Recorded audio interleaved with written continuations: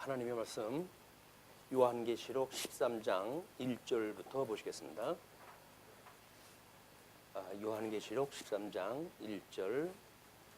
내가 보니 바다에서 한 짐승이 나오는데 뿔이 열이요 머리가 일곱이라. 그 뿔에는 10왕관이 있고 그 머리들에는 신성모독하는 이름들이 있더라. 내가 본 짐승은 표범과 비슷하고 그 발은 곰의 발 같고 그 입은 사자의 입 같은데 용이 자기의 능력과 보좌와 큰 권세를 그에게 주었더라. 2019년은 우리 1919년 3월 1일 만세운동이 일어난 지 100년이 되는 해입니다. 대한민국의 국경일은 대부분 외정 때로부터 시작되어지는 해방과 연결이 되어져 있는 것이 특징이에요. 4대 국경일 중에 개천절을 빼놓고는 대부분 우리 일제의 압제로부터 벗어나기를 시도했던 3.1운동 또는 그들로 인해 가지고 늦어졌던 우리 법 제정에 대한 제헌절, 그리고 광복을 기념하는 8월 15일 광복절, 이것이 전부 일본 제국과 무관하지는 않습니다. 근데 유감스럽게도 지금 여기 계신 분들 중에도 해방 이전에 계셨던 분들이 별반 없어요. 그렇다고 한다면 우리나라의 국경일은 지금 살고 있는 이 시대의 젊은이들하고는 전혀 공감할 수 없는 그런 역사적 배경을 가지고 있습니다. 그렇기 때문에 우리가 그런 역사적 공감이 없는 사람들이 뭐 3월 1일 날 감격을 했다 해서 태극기를 흔들고 나가는 사람들도 없고, 또 뭐 광복절이라고 해가지고 우리는 비행기 타고 외국으로 놀러 갈 일이 우리 계획에 있지 나라의 광복하고는 전혀 무관한 이런 그 삶을 사는 것이 현대 우리 젊은이들의 모습이라고 보여집니다. 그래서 우리 역사라고 하는 그것이 매우 필요하다고 생각이 들어서 오늘 교회에는 주보에 특별히 그 역사관에 대한 원리와 특징에 대한 것을 소개해 드렸고, 대부분 짐승 권세의 역사, 그 다음에 그 짐승 권세의 역사로부터 이제 하나님께서 승리케 하셨던 언약자손의 나라에 대한 그런 도표들을 소개를 해드렸어요. 그렇기 때문에 지금 이 로마서를 기록했을 당시에 모르긴 몰라도 지금 95년경이라고 그랬으니까 네로 황제 이후 제1조에 해당되어지는 제국입니다. 율리우스 클라디우스라고 하는 황조가 이제 네로로 해가지고 끝이 나게 되어지는데, 그 뒤로 네로가 죽은 지 약 25년 정도가 흘렀잖아요. 25년이 흘러가지고 지금 새로운 왕조 아래 있습니다. 우리 뭐 플라비우스라고 하는 그런 그 왕조에 의해 가지고 새로운 왕조 아래 있는 사람들인데, 그들이 과연 어떠한 역사관을 가지고 있었는지 그거는 물론 우리하고는 좀 남다른 부분이 있겠죠. 그러나 그럼에도 불구하고 요한계시록을 기록할 당시에 그들은 과연 그네들이 그렇게 신앙생활에 압제를 당하고 있는 그런 실체에 대하여 과연 얼마만큼 이해하고 있었을까라고 하는 것이 성경 66권을 통전적으로 우리가 공부를 갖다 한다고 하는 그런 맥락에서 봤을 때 심히 의심스러워요. 네, 그냥 우리는 박해를 당하게 되면 그때 그 박해가 눈에 보이는 가시적인 사람들에 의해서, 우리 주변에 있는 사람들에 의해서 뭐가 생기는 걸로 착각을 했다 하게 되어지는데 전혀 그렇지가 않습니다. 전부 하수인들이에요. 우리 눈에 보이는 자들은 전부 하수인들이에요.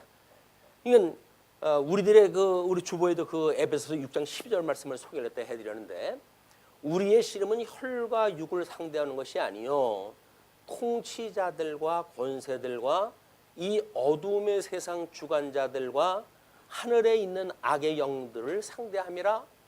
눈에 보이지 않는 비가시적인 대적이 포진을 갖다 하고 있는데 시야가 우리가 이 공중을 뚫고 나가지를 못하니까 겨우 눈에 보이는 대적들이 우지의 대적이라고 생각이 들어가지고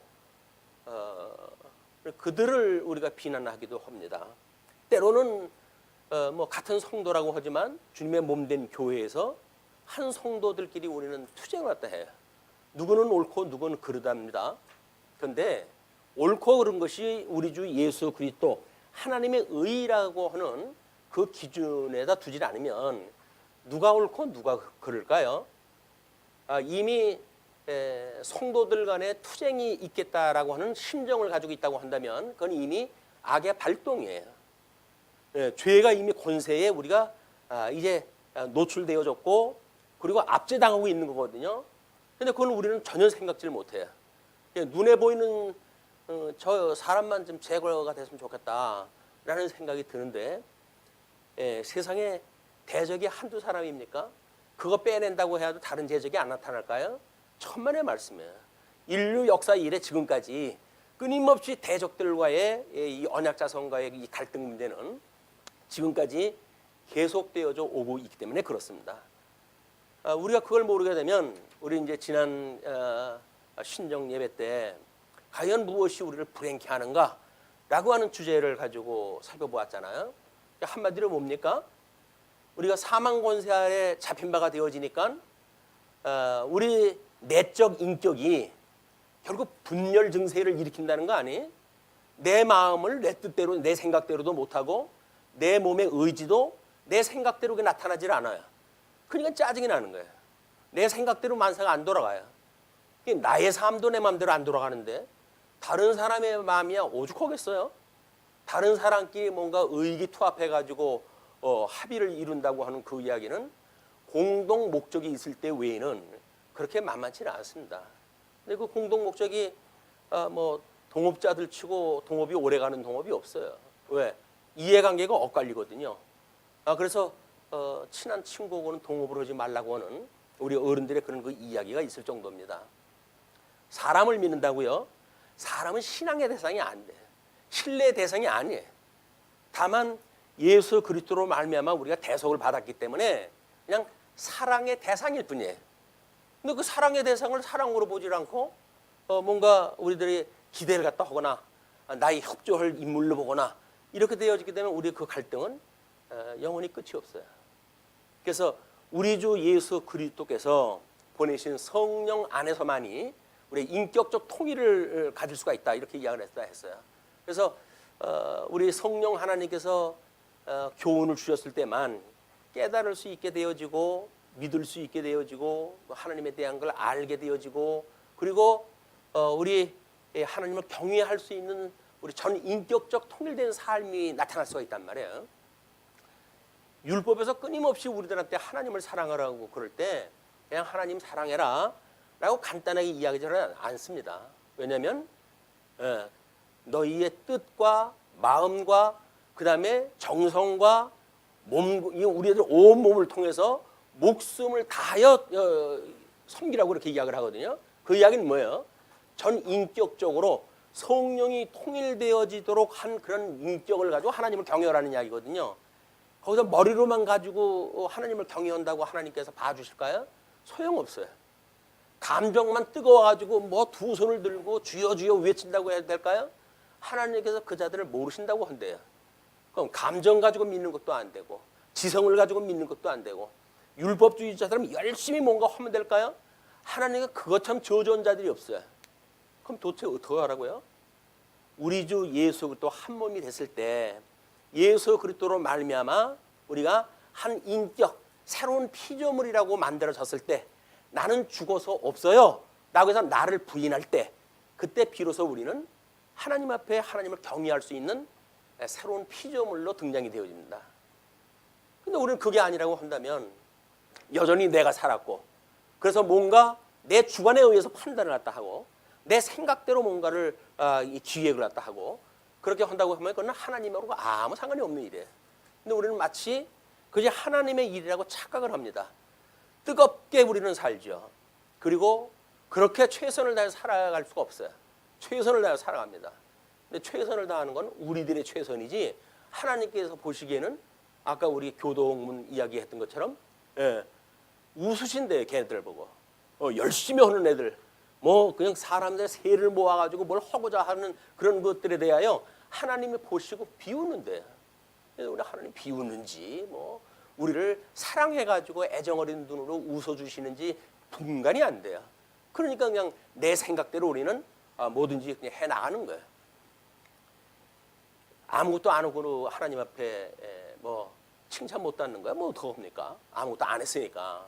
그런데 칭찬을 들을 거라고 생각을 하고 열심히 했는데 하나님께서 모른다고 한다면 그거 참 서운한 거 없어요?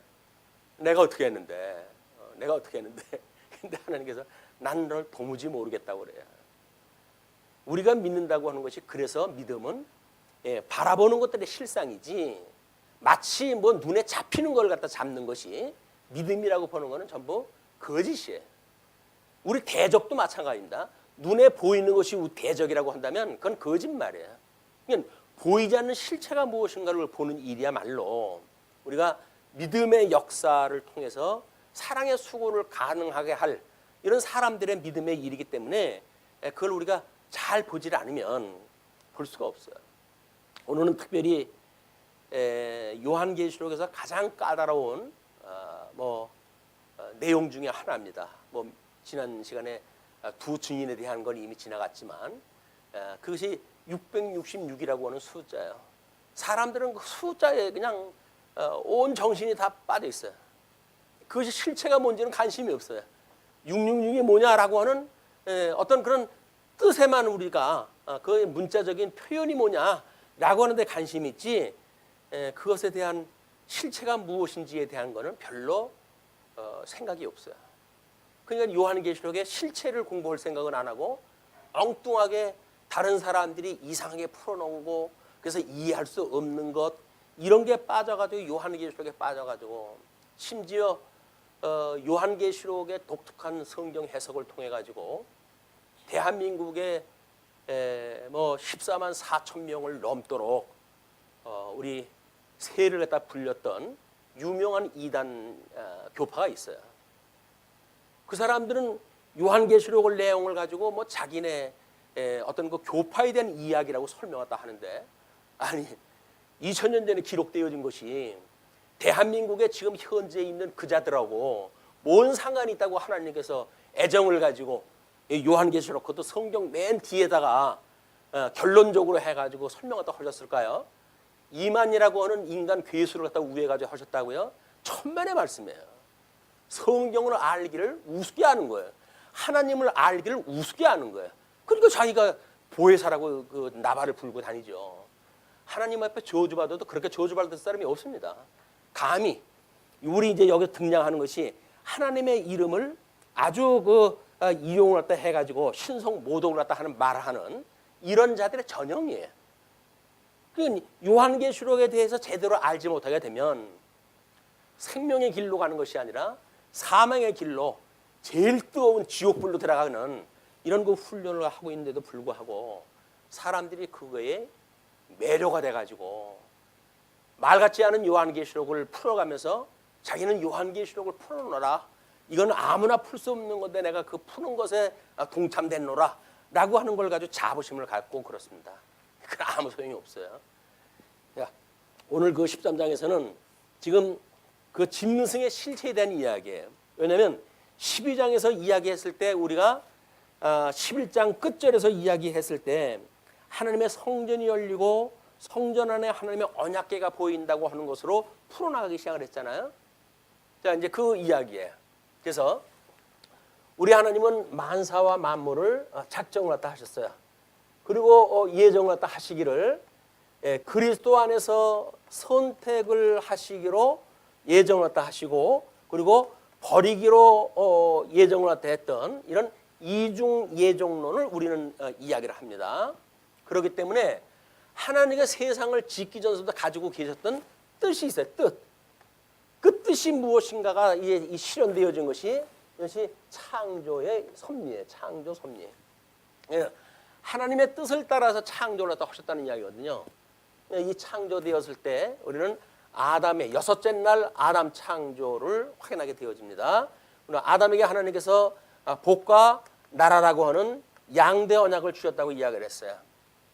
그런데 이것이 창조 사역일 때 아담에게 주셨던 일이 이것이 만약에 섭리 역사, 하나님이 이제 이 섭리를 갖다 해가시는 역사 가운데 이것이 그대로 이루어진다고 한다면 여기서 이 선택과 유기라고 하는 하나님의 뜻이 실현이 안 돼.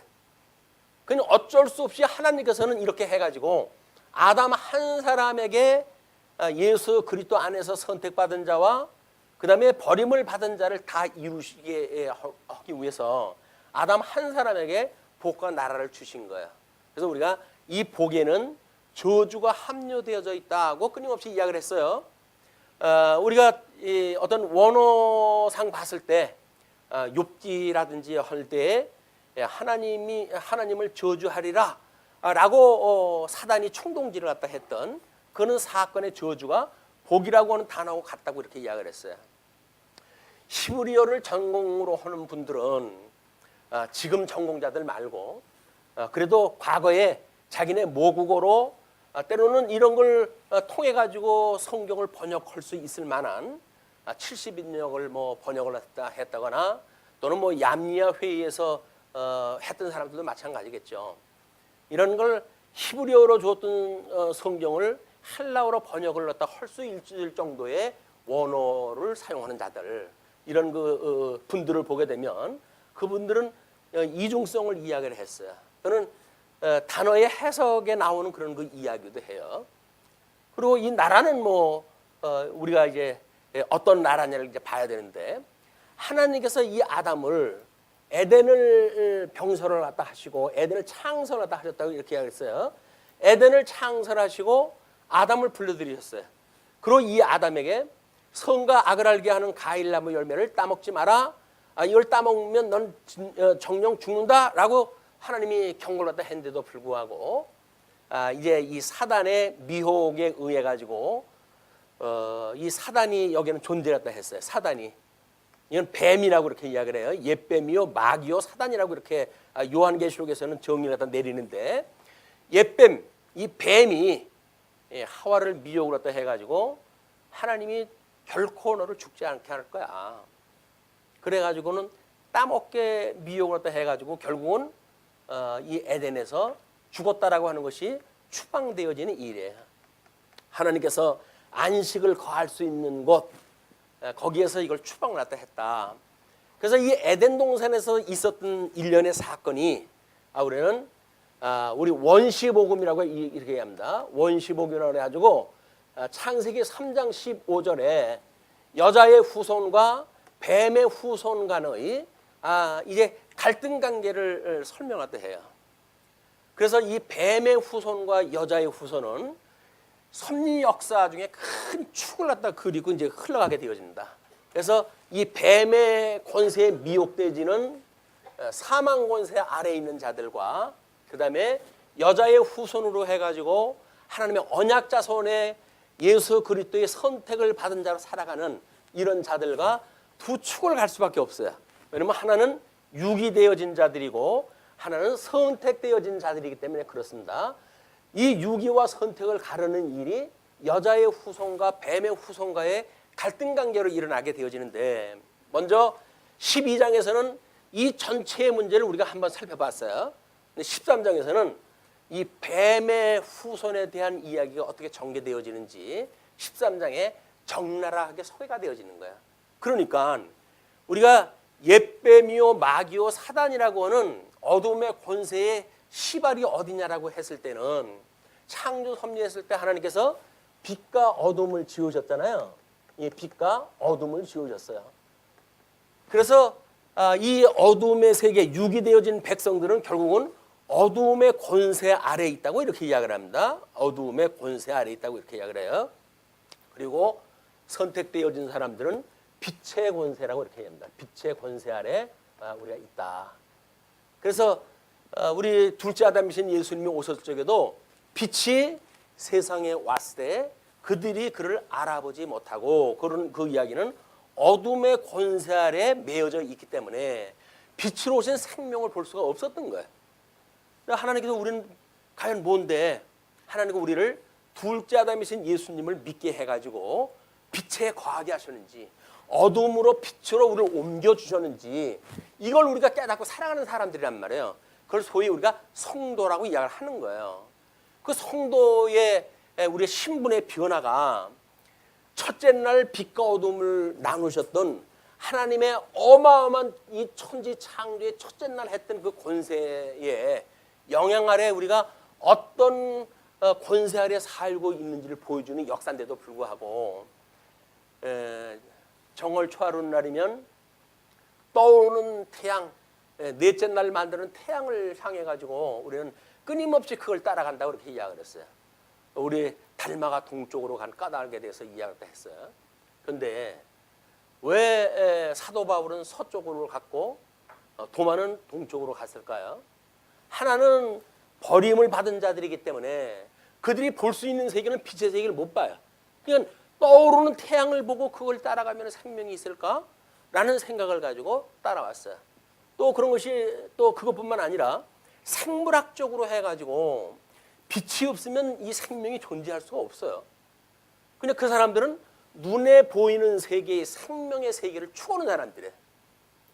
넷째 날 이후에 그 태양에 의해 가지고 우리 생명이 존재할 수 있다라고 하는 생물학적 그런 그 이해를 갖다 할 수 있는 가시적인 세계 속의 세계관을 가지고 있는 사람들, 이런 사람들은 끊임없이 떠오르는 태양을 보고 복을 빌기도 하고 소원을 갖다 빌기도 하고 그러죠. 근데 우리는 떠오르는 태양이 아니라 서쪽으로 해가지고 해를 등지고 우리는 가게 돼요. 그래서 에덴의 동편에다가 하나님께서 화영검과 구름으로 막으시고 했던 그 문이 예수 그리스도로 말미암아 열린 문이 되어졌다는 거 아닙니까? 우리 안식에 거한다는 이야기는 에덴에서 우리 창조되어진 아담이 안식을 누렸듯이 예수 그들 믿는 사람들은 둘째 아담이신 예수님 안에서 안식을 누리고 사는 거예요. 그걸 우리가 심령의 평강을 누린다 이렇게 이야기를 하는 겁니다. 그러니까 새해 복 많이 받으세요라고 하는 그 이야기는 뭐예요? 거짓말에 속지 말고 성경에서 이야기했던 진리로 인해 가지고 심령의 평강을 누리세요 하는 이야기예요. 그걸 모르게 되면 여전히 예수를 믿는데도 불구하고 복 많이 받으세요라고 하는 것이 눈에 보이는 사단의 권세가 흔들어대는 이것에 우리가 복이 있다고 믿는 거예요. 그 복이 아니라 저주입니다.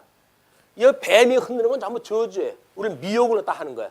너 이거 내 말 들으면 내가 이거 주지 해가지고 하는 것들이 전부 이 사단이 미혹을 다 하는 거예요. 우리는 끊임없이 이 시험으로부터 우리를 들게 하지 말아달라고 기도를 하라고 주님께서 가르쳐 주셔요.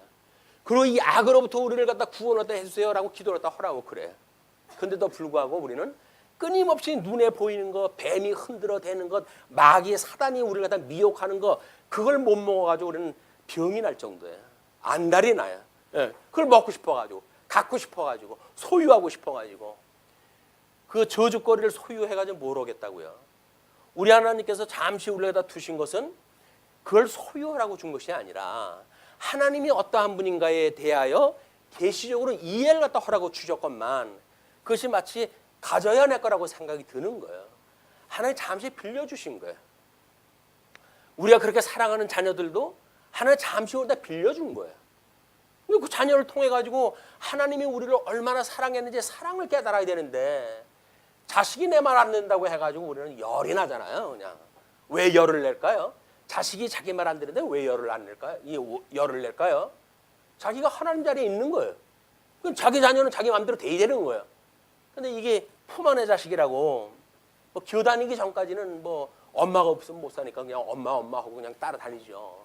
그러나 지가 기기 시작을 해도 엄마가 말로 소용없어. 지 좋은 걸 향해 네 발로 그냥 기어 다니고. 그게 우리 아이들의 습성 아닙니까?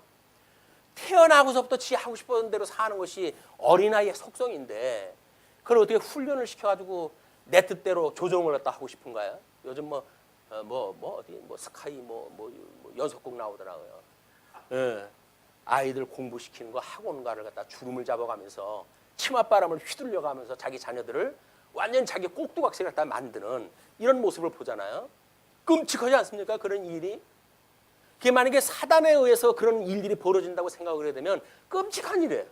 근데 우리는 그냥 태어나고서부터 훈련돼 가지고 당연한 거예요.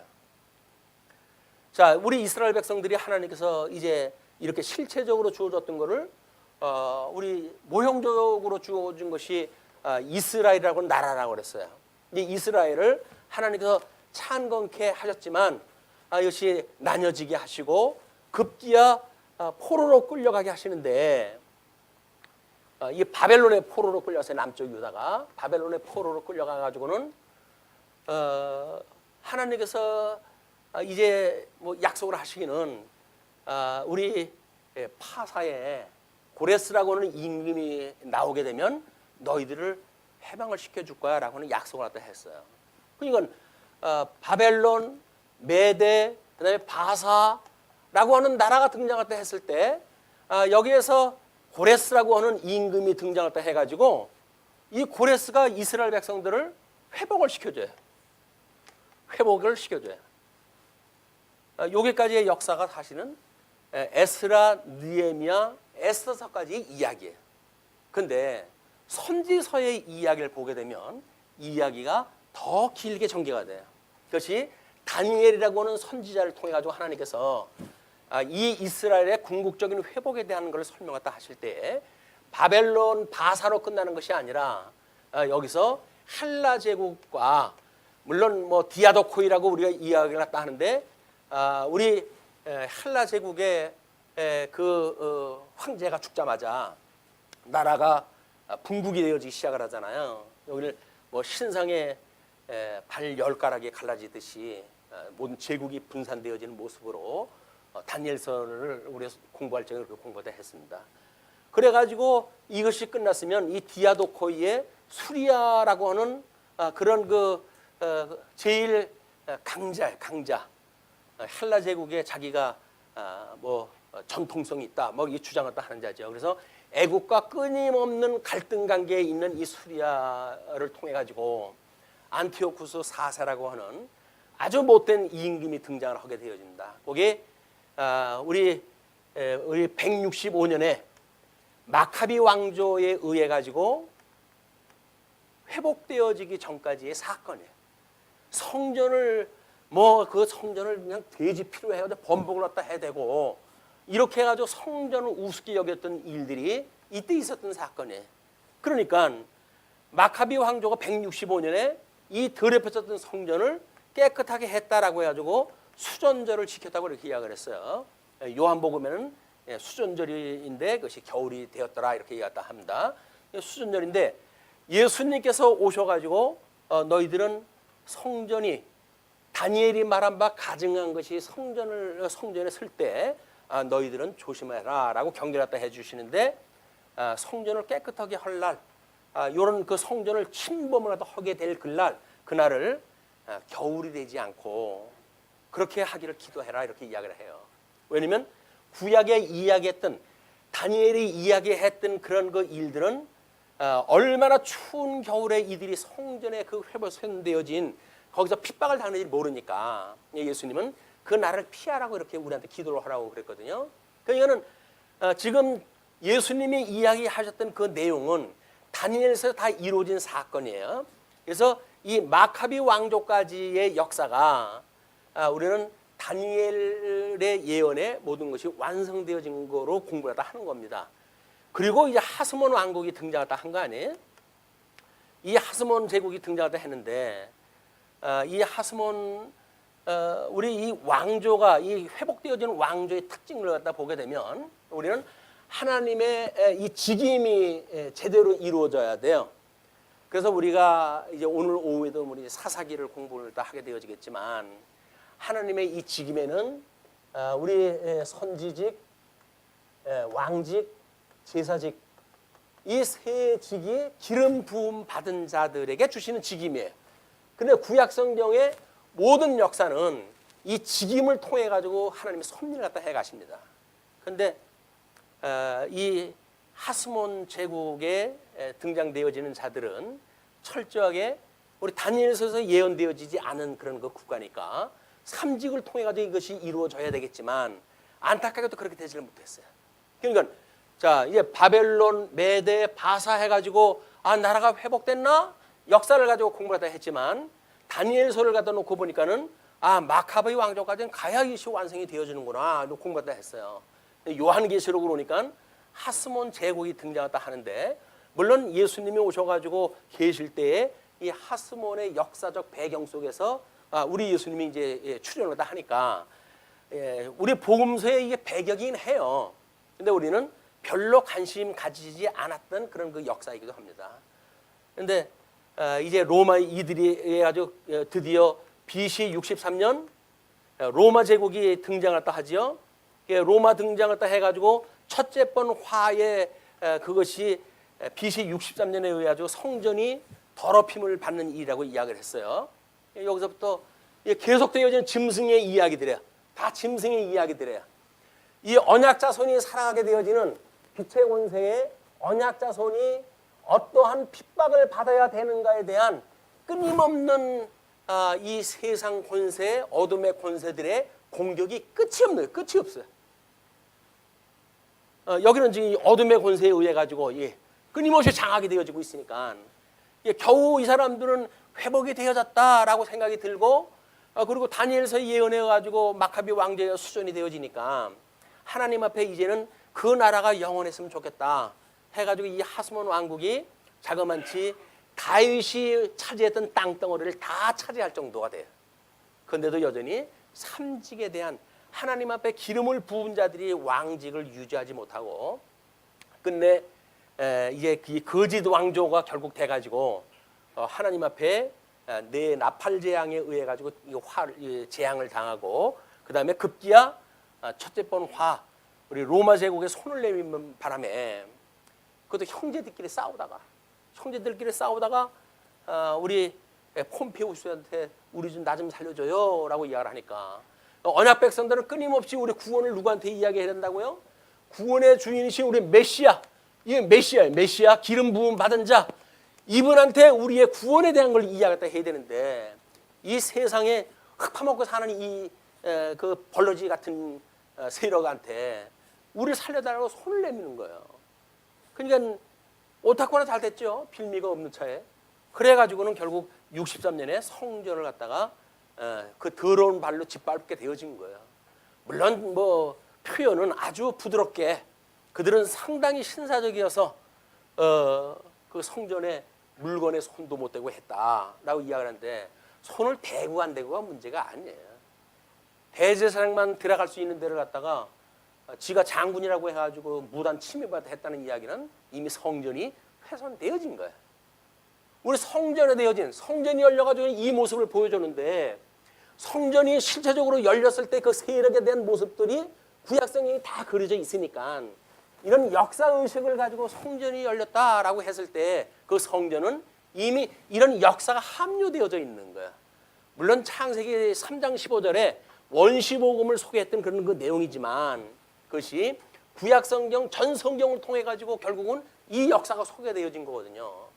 그냥 이 역사를 이해할 때마다 우리는 기름 부음 받은 자 참 메시아 그분을 우리가 기다려야 되고 이걸 대망을 하다 해도 이분을 대망을 하다 해야 되는데 엉뚱하게 그냥 정치적인 나라의 완성에 대한 관심이 있으니까 가시적인 자기네들이 살아가는 나라에 대한 것만 땅덩어리 제대로 차지하고 그러고 살아가면 된 줄 아는 거예요. 뭐 현대 교회도 마찬가지죠. 교회당 건물이 정말 성전인지를 알고 그것만 지키면 되는지를 알고 온 기독교의 그 멍들게 만드는 사건들이 일어나는 거예요. 그 교회당 지킨다고 해가지고 자기네들하고 그렇게 함께 신앙생활을 했던 성도들을 가차없이 잘라내고 그리고 대적이 돼가지고 피차간에 싸우고 세상 권세에다가 뭘 갖다 한다고요? 재판을 걸어요. 저자 좀 잡아달라고. 폼페우스에 이때 그 했던 양상은 다를 거 하나도 없어요. 똑같은 거예요. 세상 권세가 뭔지도 모르고 거기에다가 재판을 걸어가지고 나 좀 내가 이기게 해달라고 하니 이 사람들이 진리를 갖다 아는 겁니까? 저 빛의 세계를 보고 있는 겁니까? 빛의 세계를 보고 있는 게 아니에요. 그냥 눈에 보이는 이 어둠의 권세에 매여져 있는 그거에서 누가 기득권을 갖는가 누가 거기에 수장 역할을 하는가라고 하는 데 관심이 있지. 정말 빛의 권세가 되시는 예수님에 대해서는 관심이 없는 거예요. 근데 아이러니하게도 끊임없이 복음이 선포가 돼요. 그런 예배당에서 끊임없이 복음이 선포가 돼요. 이제. 왜 그럴까요? 우리 이 하스몬 왕국에 이렇게 들여졌던 성전에 의해 가지고 결국은 우리 헤롯이라고 하는 하나님이 제일 싫어하는 그런 왕조가 만들어지는 거 아닙니까? 이둠의 왕조라고 해가지고 그 이둠의 왕조가 유다 지파가 아닌데 누가 대왕이라고 이야기할 수가 있겠어요? 근데 뭐 헤롯이 자기가 대왕이 된 거예요. 이걸로 해가지고 주 70년까지 성전이 무너질 때까지 결국은 헤롯이 지은 성전 안에서 유대인들은 예배를 드리고 하나님을 뭐 찬양을 한다고 이렇게 살아갔던 거예요. 주 70년에 이 성전이 다 무너졌을 때 이걸 우리가 둘째 화라고 이렇게 이야기를 했어요. 이 모든 성전이 다 무너지고 65년에 여기서 63년서부터 65년 네로에 의해 대박해가 이제 시작이 되어진 거 아닙니까? 이 네로가 아까 제1황조의 마지막 왕이라고 그렇게 이야기를 했어요. 이 네로 때까지 수많은 사람들이 죽었고 뭐 심지어 온몸에다 기름을 발라가지고 불을 태워 죽이고 짐승에다가 그냥 운동장에다 집어넣어가지고 사자의 밥이 되게 만들고 끔찍하게 이루 말할 수 없는 박해를 당했던 역사가 겨우 25년, 30년 전 이야기예요. 지금 요한계시록의 독자들이 봤을 적에는 25년, 30년 전에 있었던 사건들입니다. 근데 그들은 지금 그 박해가 무엇인지 과연 알고 있을까? 그들이 지금 당하고 있는 도미티아니우스라고 하는 도미티안의 그 박해 아래 내가 당하고 있는 고통이 제일 커라고 이야기했다 하는 그들이 과연 네로 황제 때 당했던 믿음의 선배들이 어떤 죽음을 불사하고 예수를 그리스도로 선언하고 죽음을 장렬히 맞이했는지 과연 기억을 갖다 했을까?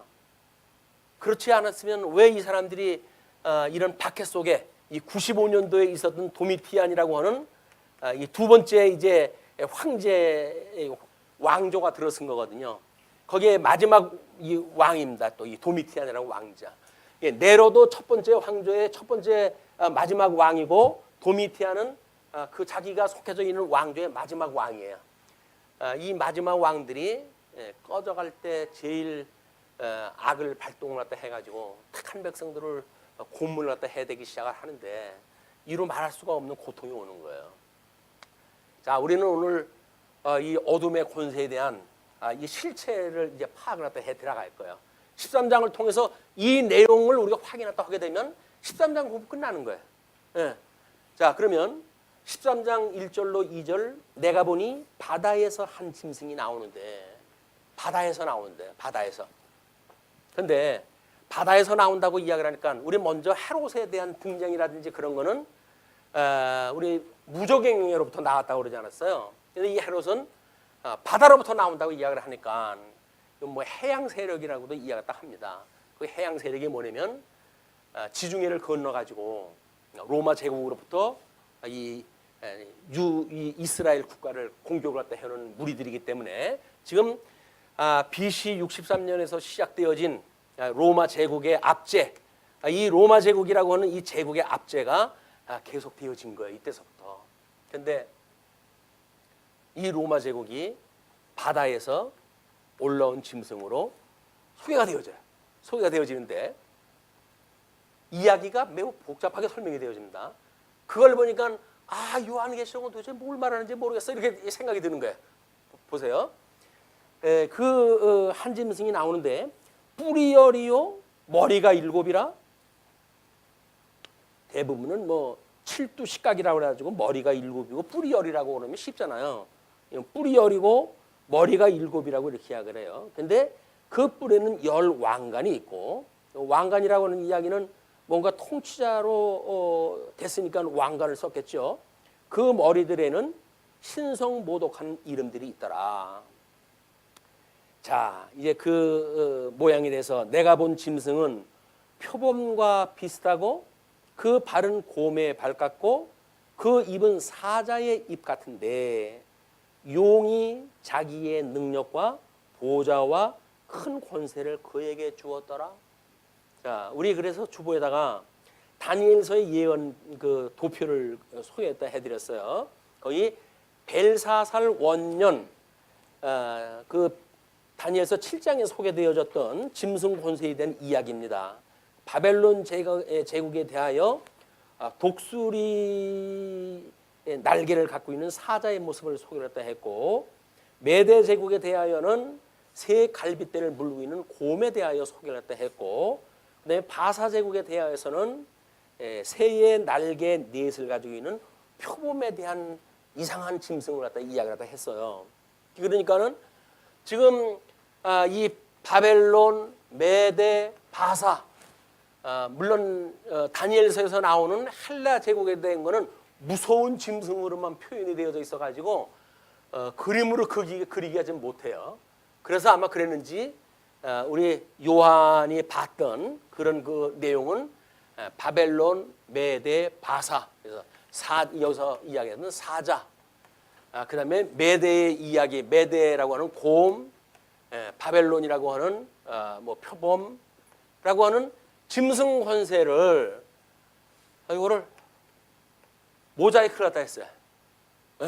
하나의 권세만 보이지는 않고 여기 등장했던 다니엘에서 예언했던 그런 그 짐승에 대하여 전부 짜깁기를 갖다 해가지고 짐승을 갖다 하나 만들어낸 것이 바다에서 올라온 짐승이에요. 이게 여기로부터 이제 바다에서 올라온 짐승에 대하여 그림을 이렇게 그린 거예요. 그런데 말입니다. 우리가 성경을 공부하는 것도 마찬가지지만 모든 권세도 마찬가지인 거예요. 이 권세가 점점 세력을 확장시키고 그 다음에 심지어 이제 우리 요한계시록에 오게 되면 저걸 다 묶어낼 만큼의 커다란 권세가 만들어지는 거 아니에요? 그렇기 때문에 우리가 예수를 믿을 때 십자가의 도만 가지고 충분하다고 그랬어요. 그런데도 불구하고 우리가 끊임없이 성경을 연구하고 묵상하고 성경을 인해 가지고 끊임없이 하나님의 말씀을 우리가 일용할 양식을 삼고 하는 일이 무엇 때문에 그런다고요? 이것이 십자가의 도만 가지고는 안 돼요. 왜? 원수들은 끊임없이 연합작전을 피거든요. 이 연합작전을 피기 때문에 성경이 말하고자 하는 내용을 우리가 총체적으로 파악이 안 되면 이걸 부분적으로 알고 있는 것들은 이 짐승 권세의 연합작전을 우리가 무너질 수밖에 없어요. 그래서 이단하게 빠지는 사람들이 전부 성경 공부 안 하는 사람들이 빠져가는 거예요. 왜? 뭐 교회에서는 뭐 요한계시록을 한 번도 안 배웠대나 어쨌거나 그렇기 때문에 요한계시록 가르쳐준다고 해가지고 거기를 갔대요. 그래가지고 뭐 집안 식구고 뭐가 없어요. 다 뭐 학교 다 포기하고 그리고 거기를 빠져 들어가는데, 왜냐하면 이렇게 힘을 모아가지고 이 공격을 다 해오기 때문에 교회에서 우리가 안전하게 교육받았던 예수님을 믿으면 우리가 구원을 받아요. 예수 믿고 우리가 다 하나님 나라 백성이 된 거예요 라고 했던 기본적인 교리만 가지고는 이게 안 되는 거예요. 그래서 우리는 끊임없이 성경을 끊임없이 우리들도 이 짐승 권세에 싸워 이길 만큼의 크기를 가지고 있게 되어져야 이들이 미혹하고 건드리는 것들을 파악이 되어지나요. 성경에 666이라고 하는 숫자를 갖다 주면서 뭐라 그럽니까? 지혜가 있는 자는 보라 그렇게 해요. 지혜가 있는 자. 끊임없이 이 자들과 싸우는 자들은 우리가 지혜가 있어야 되는 거예요. 이 세상에 끊임없이 변경이 되어져 가는데 이런 자들이 오늘날은 뭘로 변해져 간다고요? 미제국으로 변경되는지도 모르죠. 뭐 트럼프가 뭐라고요? 자기 허락 없으면 한국에서 아무것도 못한다고 그런 말도 안 되는 그 짐승 소리를 갖다 하잖아요. 물론 우리 힘이 없으니까 뭐 어쩔 수가 없어요. 세계가 전부 뭐 이북에 대하여 뭐 그렇게 묶어놔 버렸으니까 우리 스스로 할 수는 없어요. 그래도 그렇지 자기네 동맹 국가고 자주 국가인 대한민국에 대하여 설명할 때 지 허락이 없으면 아무것도 못한다고 하는 그런 이야기에 우리 국민들은 그래도 거기다 탁들 흔들고 가야 된다는 거예요. 이게 배를 빼놓고 사는 세상이지 어떻게 그렇게 살 수가 있습니까? 우리가 그렇게 이 망발을 또 하게 되면 대놓고는 이야기를 못한다고 하더라도 속으로 우리가 우선 결리를 갖다 느껴야 될 거 아니겠어요. 이게 저 인간 같지 않은 게 지금 뭔 짓이 뭔 소리를 갖다 하는 거냐라고 이야기가 나와야 되는데 거기에다가 아부 안 한다고 해가지고 뭐 잘못됐더니 어땠더니 이런 이야기 하다 하면 우리는 벨도 없는 사람들이에요. 속 다 빼놓고 사는 사람들이에요. 그냥 입에 세 끼만 먹으면 된다고 생각하는 사람들이에요. 우리가 어떤 입장인지 우리가 정말 이거 자주민으로 해가지고 대한민국 국민으로서 자부심을 느끼고 살아갑니까? 어떤 프로그램에서 거기에 모였던 방청객을 중심으로 해가지고 설문조사를 했답니다. 당신은 대한민국의 헬조선이라고 믿습니까? 라고 이야기했을 때 3분의 2가 넘는 사람들이 동의를 다 했대요. 난 지금도 대한민국 뜨고 싶다. 한국 싫어. 그런데 어느 항목 정도 지나가는지는 모르겠지만 여러분들은 지금 행복하십니까? 라고 이야기 했더니 예, 나는 행복해요. 라고 이야기하는 사람들이 3분의 2에 해당이 된다는 거예요. 도대체 뭐예요? 뭘 어떻게 하겠다는 거예요? 분열 증세가 돼가지고 아무 생각이 없는 거예요. 밥 세 끼 먹고 대한민국이 당군 이래 지금처럼 살자는 세계가 없었어요, 세상이. 그러니까 밥 세 끼 먹으니까 행복하고 뭐 잘 사는지를 알지요. 그런데 하는 거대로 마음 안 될 적에는 우리나라 도망가고 싶다는 거예요. 근데 대한민국이 점점 살기가 좋아지니까 외국 사람들이 대한민국에 들어와 가지고 뭐 유학을 왔다든지 뭐 공부하러 왔다가 눌러 앉아요. 대한민국처럼 돈 많으면 살 만한 데가 없는 거예요. 외국 우리처럼 살 수가 없어요. 대한민국이 좀 조건은 그런 거예요. 문제는 돈이지만 돈만 있으면 제일 살기 좋은 데가 대한민국이라는 거예요. 근데 이 돈을 갖다 못 벌게 되어진 거예요. 우리 이제 로마 제국의 이 우리를 갖다 이 장악을 갖다 하는 방법이 물건을 매매 못하게 하는 그런 거 수작을 갖다 부리거든요. 그럴 때 성도가 끊임없이 도태가 되어지는 거야. 나 못 살아. 여기서 내가 떠나야지. 이 교회라고 하는데 믿고 있어가지고는 안 되겠어 내가. 헬조선이라고 믿는 대한민국에 있으면 내가 이거 내한테는 소망이 없어. 나라를 떠나야지. 이런 생각을 가지고 있다고 한다면 도미티안의 학정 아래 제대로 먹을 거 못 먹고 판매가 안 되고 이런 압정 속에 있으니까 사람들이 교회를 떠나기 시작하는 거예요. 물론 그걸 이기는 자에 대한 그 복이 선언되어졌고 하나님께서 음부의 권세가 결코 무너뜨리지 못한다고 하는 주님의 몸된 교회를 약속을 하셨지요. 그 교회를 떠난다는 이야기는 뭐예요? 한마디로 저기서 버리기로 예정되어진 자들이 도태가 되겠죠. 그러나 복음을 전하던 그런 입장에서 보게 되면 자기 눈앞에서 그걸 떠나버리는 사람들이 얼마나 안타깝습니까? 그들을 위하여 기도를 하다 하고 그들을 위해 지도를 하다 해야 되고 그들에게 복음을 증거해야 되고 일일이 끊임없이 계속 되어지는 거예요. 너희들 지금 걱정하지 마라. 하나님이 너희들과 함께 있는 거야. 너희들한테 지금 이렇게 이 고난을 주는 실체가 뭔지 내가 보여줄게. 이거는 이미 에덴서부터 약속되어진 것대로 이루어지는 거야. 근데 그 이루어지는 것이 그걸로 끝나는 거 아니잖냐. 하나님께서 행위 언약만 주어진 게 아니잖아. 은혜 언약을 주어가지고 너희들 하나님의 의로 삼아가지고 하나님의 백성으로 삼는 약속되어져 있잖아. 그 약속에 있는 자는 하나님께 버리지 않으니 설사 지금 이 압정 속에 있다고 하더라도 너희들은 겁먹을 거 없어. 하나님이 우리와 함께 하셔. 라고 하는 걸 지금 이야기를 하는 거예요.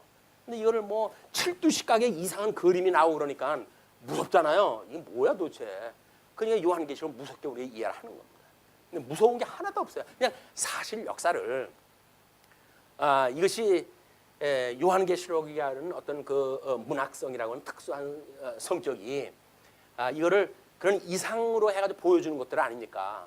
그러니까 그렇기 때문에 그 역사적 배경과 전체적인 성경의 원리를 우리가 이해하게 되면 그 그림이 이해가 되어지는 거예요. 그림을 우리가 독해를 갖다 해야 되는 거예요. 이 그림은 이 모습이로구나. 이걸 이해를 해야 되는데 그걸 문자적으로 해석을 하려고 하니까 해석이 안 되는 거예요. 그래놓고 성경을 모르겠다. 성경이 너무 어려워서 모르겠다. 이렇게 이야기를 해버리니까 성경을 우리가 알아야 하나님의 말씀을 인해 가지고 하나님의 우리와 함께 하심을 깨닫게 되어지고 궁극적으로 우리 이기에 하시는 하나님의 능력을 보게 될 것이고 그 예수 그리스도로 말미암아 영원토록 찬양해야 될 4장 5장에서 보여준 찬양의 모습들이 이 땅 아래서 이루어질 터인데 그래서 아버지의 뜻이 하늘에서 이루어진 것처럼 이 땅에서 이루어지는 역사를 우리들로 하여금 목독게 하실 터인데 그걸 볼 수 있는 인내력이 없는 거예요. 이제 그거에 대한 설명입니다. 자, 그래서 3절로부터의 4절까지 짐승의 한 머리가 상처가 났자 사람들이 짐승을 따르는 모습이 소개가 돼요. 이제 칠두식각에 그 머리 하나가 상하여 죽게 된 것 같더니 그 죽게 되었던 상처가 나음에 온 땅이 놀랍게 여겨 짐승을 따르고, 아까 말씀을 드렸어요. 그 율리우스 클라디우스 왕조가 무너졌고 그 뒤에 4명의 이제 뭐 그 황제가 등장을 해가지고 그죠?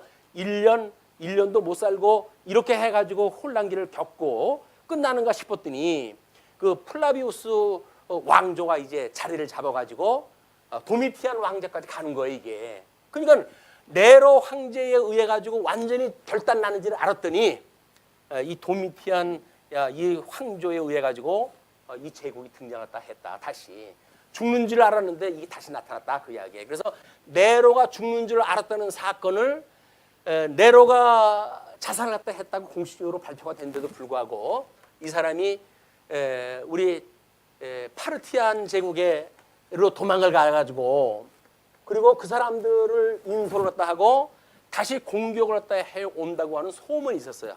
그걸 네로의 환생설이라고 하는 그때 풍문이에요. 근데 풍문이 너무 넓어가지고 우리 7째 인을 뗄 때 첫 번째 장면이 뭡니까? 활을 든 백마를 탄 그것이 등장이 되어지잖아요.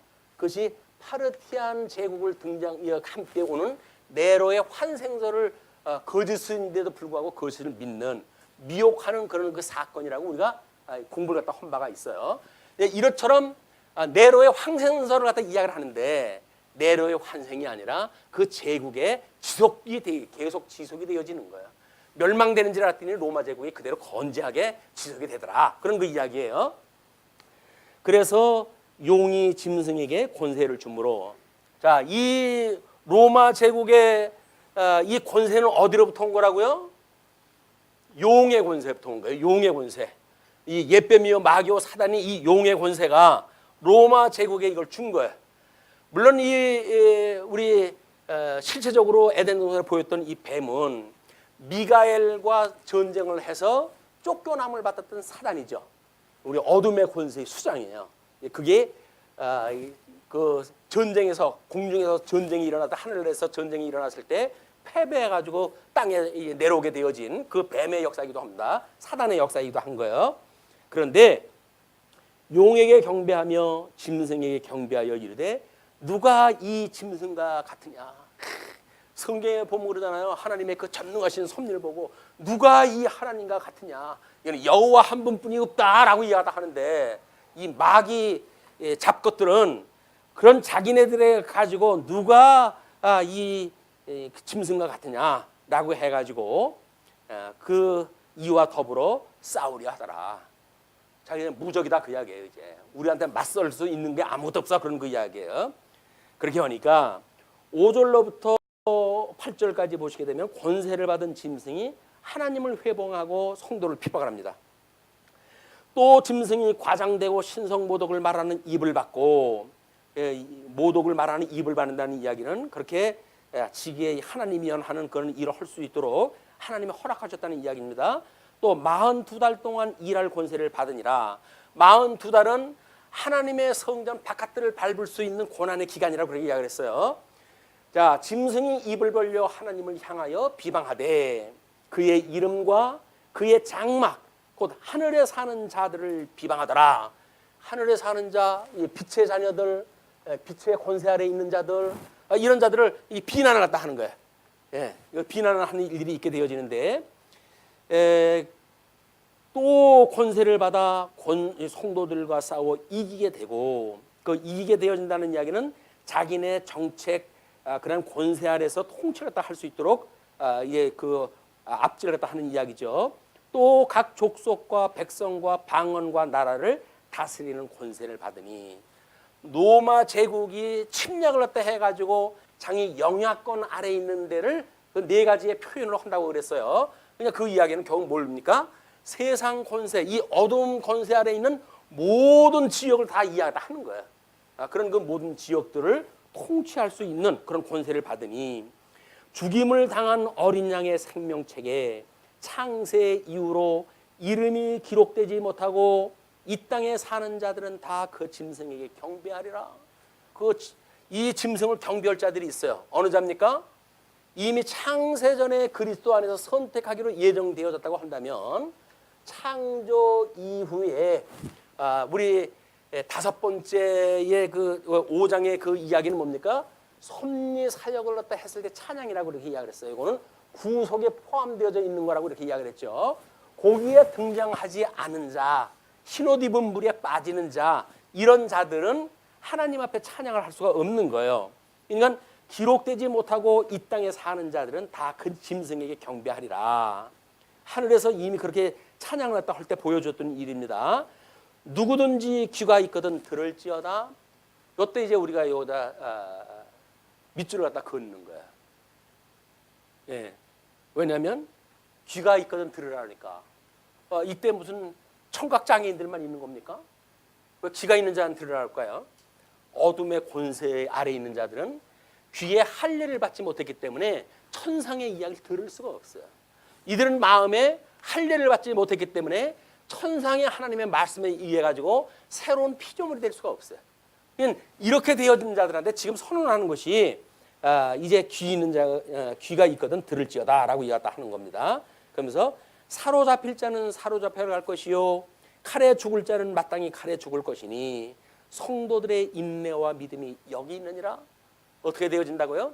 하나님의 작정하신 뜻대로 되어진다는 거예요. 비록 하나님의 구원받은 성도일지라도 그 성도를 하나님께서 이제 사로잡힐 자로 두셨다고 한다면 사로잡혀 갈 것이고 칼에 죽을 자로 내어주신다고 한다면 마땅히 칼에 죽을 것이니까 성도라고 한다면 주의 뜻이면 내 뜻대로 마옵시고 아버지의 뜻대로 하시옵소서라고 하는 기도란 말이에요. 그게 우리는 끊임없이 이 마귀 권세들한테 내 뜻을 갖다 이루어달라고 이야기를 하니까 이게 하나님이 짜증이 나는 거예요. 그렇게 기도를 또 하는데도 안 들어줄까? 우리는 내 뜻을 구하는 것이 아니라 아버지의 뜻을 구하는 겁니다. 아버지의 뜻. 이 아버지의 뜻을 구하는 것이 기도예요. 기도. 하나님의 이 계획을 갖다 알고 지금 이런 대적이 오게 되면 저들을 멸하시고 우리 대주제가 되신 주님 이 세상을 하감을 하시고 이들이 에워싸고 있는 이 모습을 보시고 나를 구원하소서 라고는 기도가 끊임없이 돼야 되는 거라고요.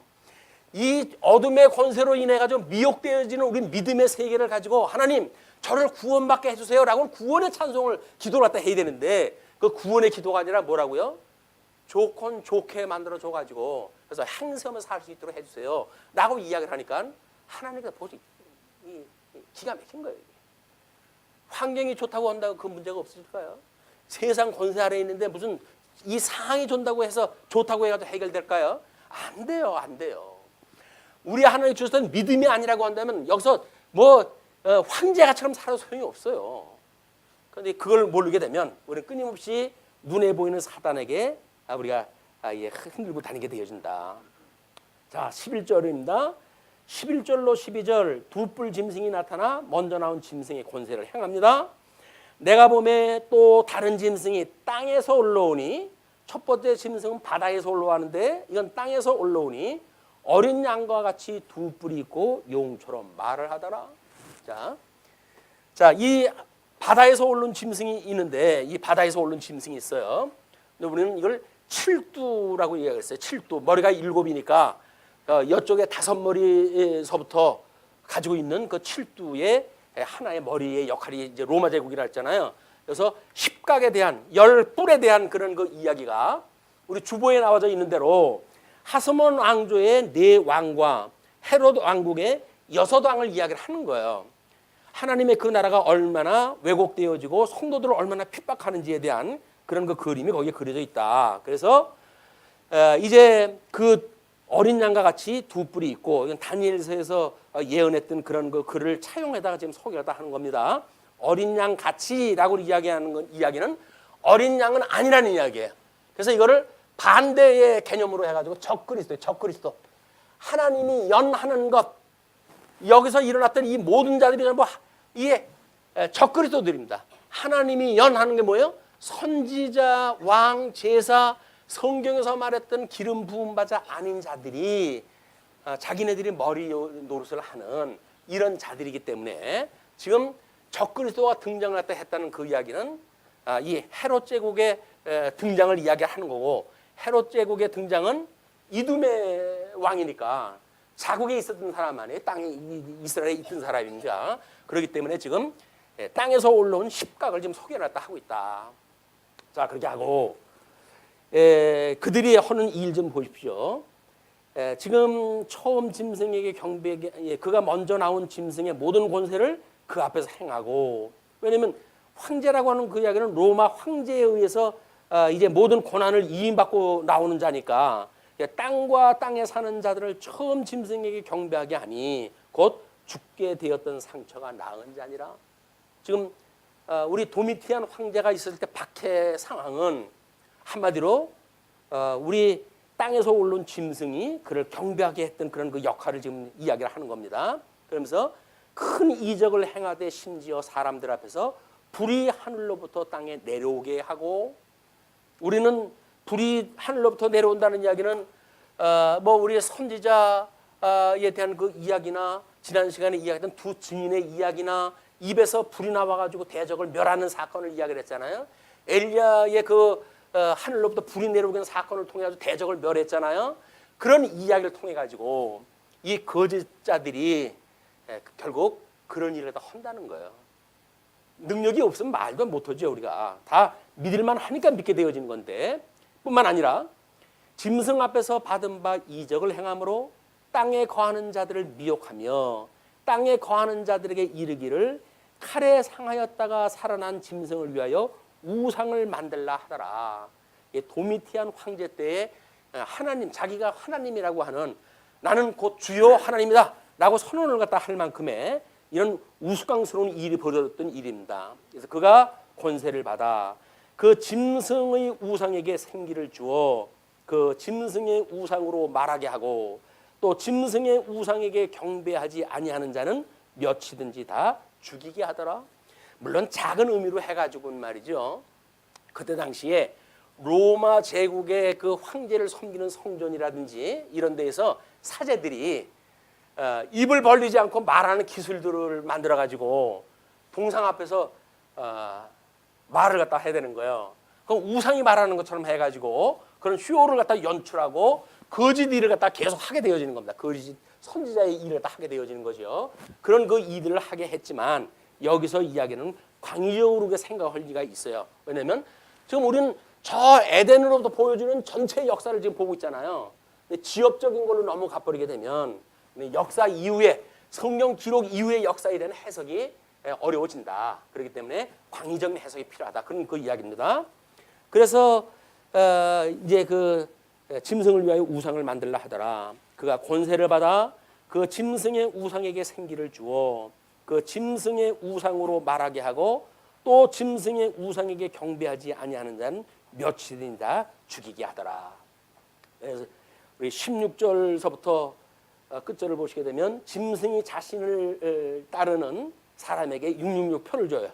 자, 그가 모든 자, 곧 작은 자나 큰 자나 부자나 가난한 자나 자유인이나 종들에게 그 오른손에는 이마에 표를 받게 하고, 누구든지 이 표를 가진 자 외에는 매매를 못하게 하니, 이 표는 곧 짐승의 이름이나 그 이름의 수라.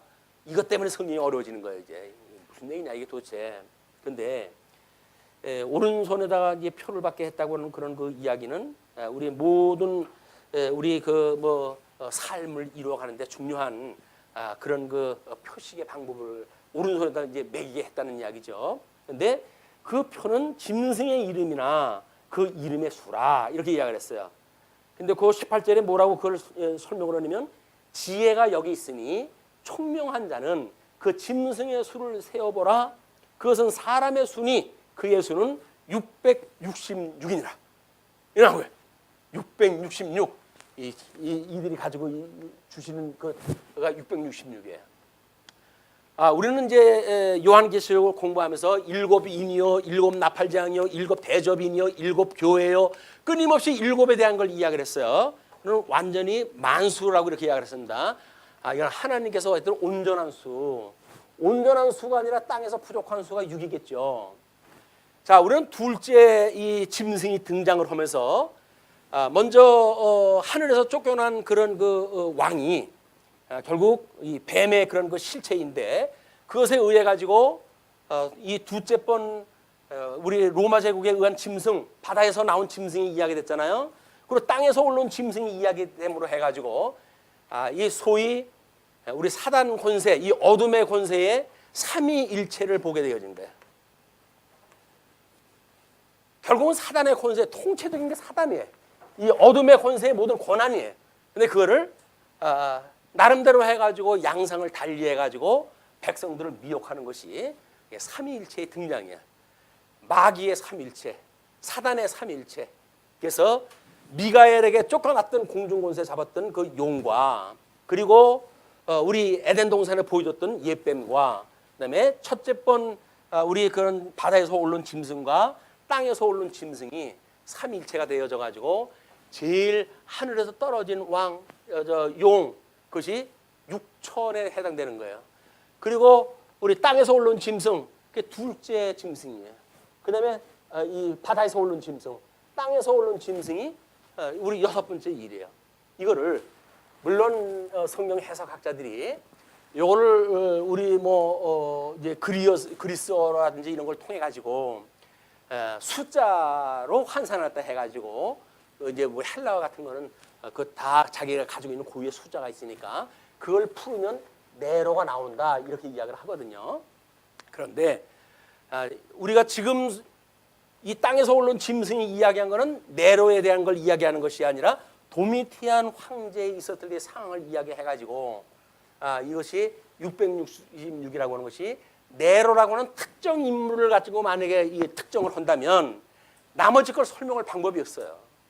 그렇기 때문에 이거는 우리의 사단의 삼일체적 그런 모든 개념을 이야기를 해야 지금도 역시 이 역동적으로 등장했다 하는 사단의 일들을 우리는 여기서 읽어낼 수가 있는 거예요. 지혜 있는 자는 이거를 총수로 이걸 광의적인 의미로 봐야지 협의적인 의미로 해가지고 어떤 한 사람의 특정 일을 갖다 된다는 이야기는 너무 협의적인 해석에 지나지 않는다. 그래서 좀 더 넓은 광의적인 해석이 우리한테 필요한데 666이 바로 이 사단 권세의 삼일체를 좀 이야기하는 거다. 이렇게 보시게 되면 666이라고 하는 우리 해석하지 못했던 그 성경의 해석을 온전히 할 수 있다고 보여집니다.